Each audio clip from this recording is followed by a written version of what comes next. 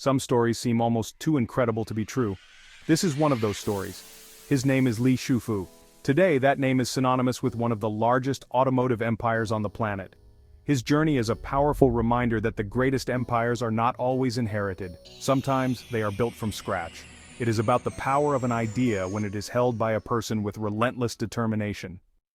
To understand Li Shufu's achievement, we must travel back to the 1960s, to a small village in Zhejiang, China, a world of simple means and hard work. Life was dictated by the seasons. Families worked the land, and resources were scarce. In this environment, Li learned resourcefulness and a powerful work ethic, seeing opportunity where others saw only scarcity. While his hands were in the soil, his mind was already racing ahead, dreaming of a world far beyond his village. Where does ambition come from? For Li Shufu, it was a mix of necessity, curiosity, and opportunity. As a teenager, he saved a small sum, bought a camera, and started taking photos for people in his village. His tiny business grew into a photo studio, his first taste of success. These humble beginnings quietly laid the foundation for his future ambitions.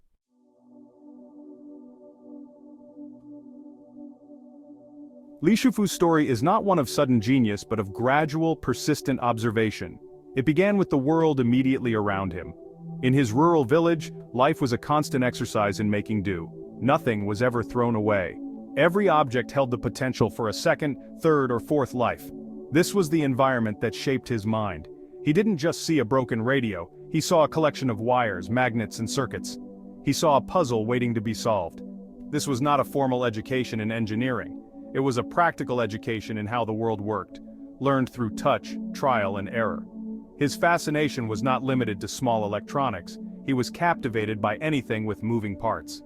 He would spend hours watching the village blacksmith, mesmerized by the way metal could be heated, hammered, and shaped into something useful.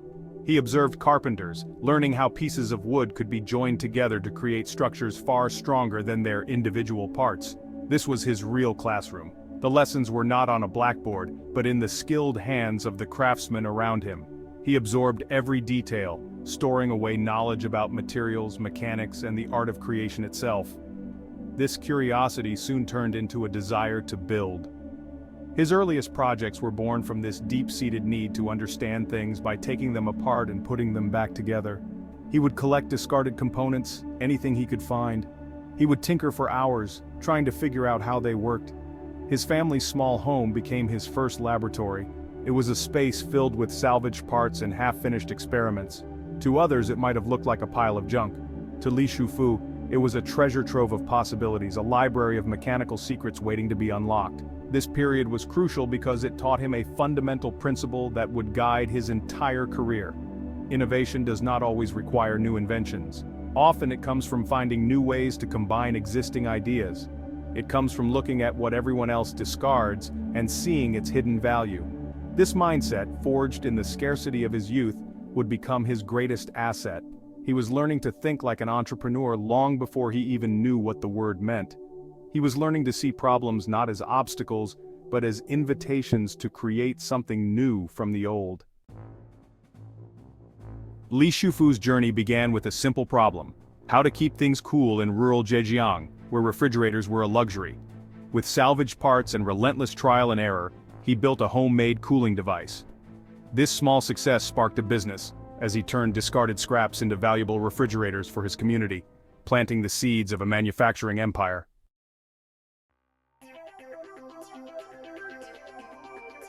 Success didn't make Li Shufu complacent, it made him hungry for more.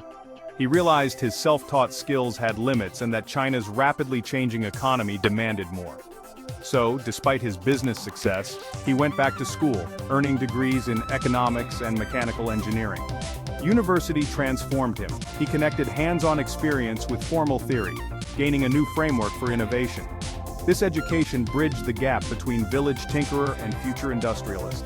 He returned not just with degrees, but with a vision that expanded from local to global.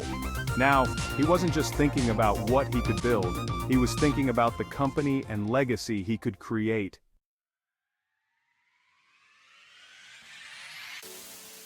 Armed with capital and education, Li Shufu set his sights on motorcycles, a booming market in a modernizing China.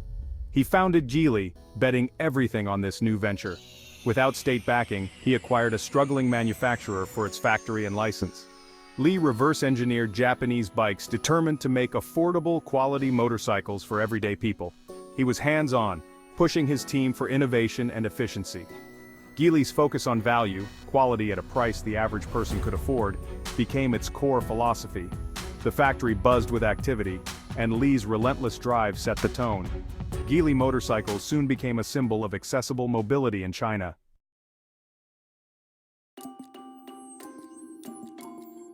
Building motorcycles was only half the battle. Navigating China's strict regulations was the other. When denied a license to make scooters, Li found a loophole. He sold kits missing only the engine, which distributors assembled. Legally, he was selling parts, not finished vehicles. This clever workaround made Geely scooters wildly popular. Li's success wasn't just about engineering, it was about innovating within the system. He learned that understanding the rules was as important as building great products. This skill would prove vital as he set his sights on even bigger ambitions. In China, business was as much about strategy as it was about manufacturing.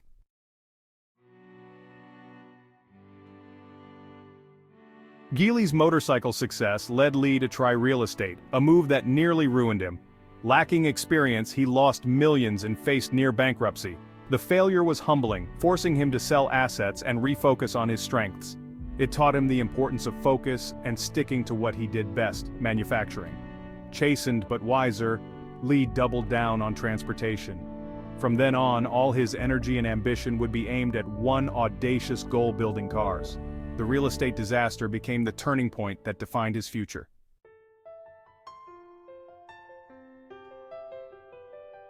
After his real estate failure, Li set his sights on cars, a move considered impossible for a private entrepreneur in 1990s China. The industry was dominated by state giants and foreign joint ventures. Li's ambition was met with ridicule and skepticism. Even his own team doubted him, fearing another disaster. But Li saw a car as 4 wheels, 2 sofas, and a metal shell, a puzzle to solve, not a fortress to fear. He refused to be intimidated by complexity or policy. The more people doubted him, the more determined he became. For Li, building cars was the next logical step in his journey. The impossible dream became his new obsession.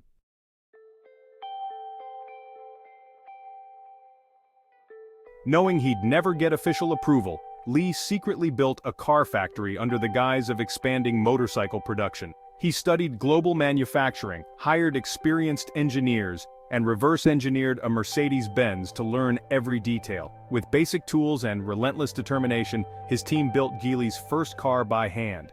The process was slow and full of setbacks, but Li's vision kept them going. In 1998, the Geely No. 1 rolled out. A strange-looking but functional car. It wasn't about the car itself, but what it represented. Proof that a private company could build an automobile. This prototype was Li's ticket to challenge the industry's status quo. Against all odds, he had turned his impossible dream into reality. Building the car was just the start. Li Shufu now faced his biggest challenge: making it legal. Without a government license, his factory was useless. He began a relentless campaign in Beijing, facing rejection after rejection. But Li refused to give up, appealing to national pride and economic growth. Finally, in 2001, Geely was granted a production license. The real journey was just beginning. In the early 2000s, Geely was the underdog, its cars cheap, often the punchline of jokes. But Li Shufu wasn't discouraged. He played a different game, making cars affordable for millions who'd never owned one. He invested in technology and quality, determined to shed Geely's reputation for being cheap. Each new model improved, and soon, the world began to take notice.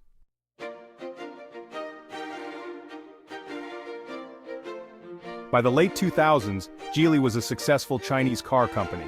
But Li Shufu's ambition did not stop at China's borders.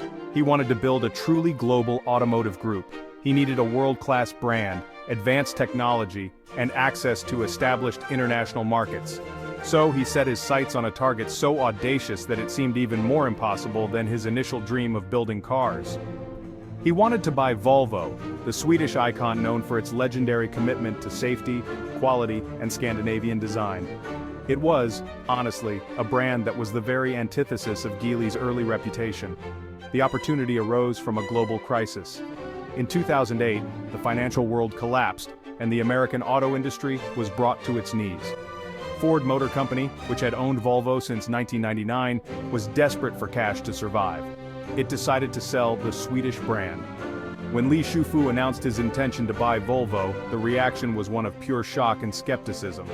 How could a small, relatively unknown Chinese company possibly acquire and manage a prestigious European automaker?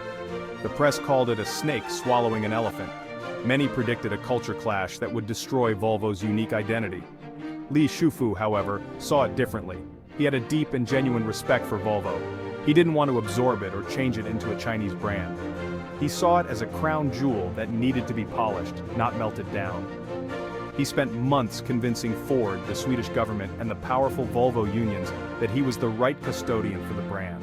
He promised to preserve Volvo's manufacturing base in Sweden and Belgium. He pledged to protect its autonomy and to invest in its future. His argument was simple and powerful. I love Volvo. I want to liberate this tiger. After long and difficult negotiations, the deal was done. In August 2010, Geely officially acquired Volvo cars from Ford for $1.8 billion. It was a landmark moment in the history of the global auto industry. A young Chinese company had just bought one of Europe's most respected brands. The world watched, holding its breath. Most observers expected Li Shufu to fail. They believed he had overpaid and that he lacked the experience to manage such a complex international acquisition. But Li Shufu had a clear vision, a vision that would surprise everyone and rewrite the rules of global automotive partnerships.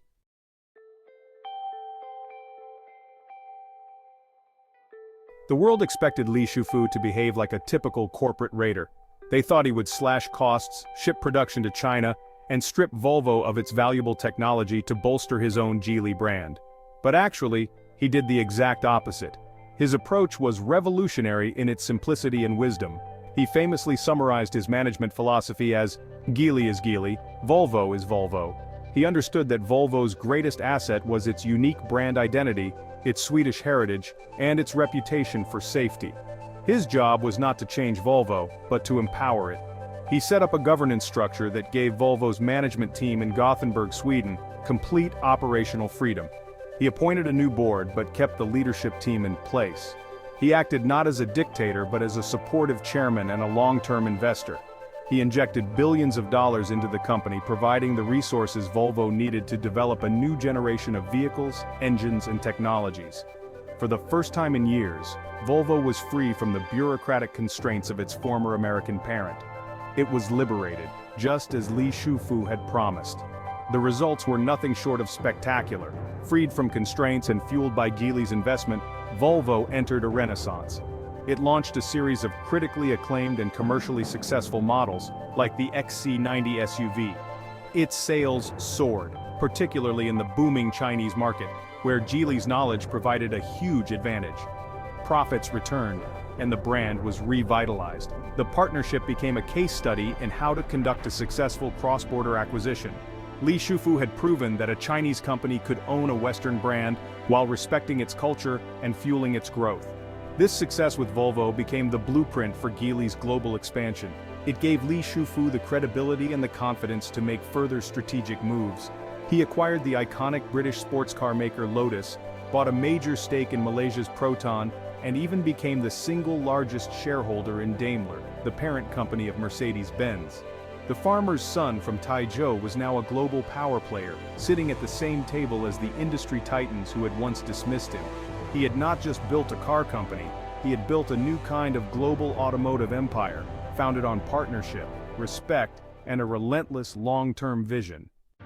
Li Shufu's journey from a dusty village to global automotive leader is a lesson in possibility.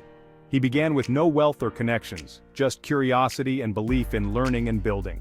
From assembling scooters to building cars, he seized every opportunity, step by step. Revitalizing Volvo cemented his place as a global industrialist. Li Shufu is truly an architect of the possible, building pathways where none existed before. The story of Li Shufu is a legacy of hope. From a farmer's son to an auto king, he proved that determination and resilience can overcome any obstacle. His journey inspires us to dream big, learn from failure, and never give up. By making cars affordable, he changed lives and built a better future for millions. His story reminds us, the next visionary could be anyone, even you.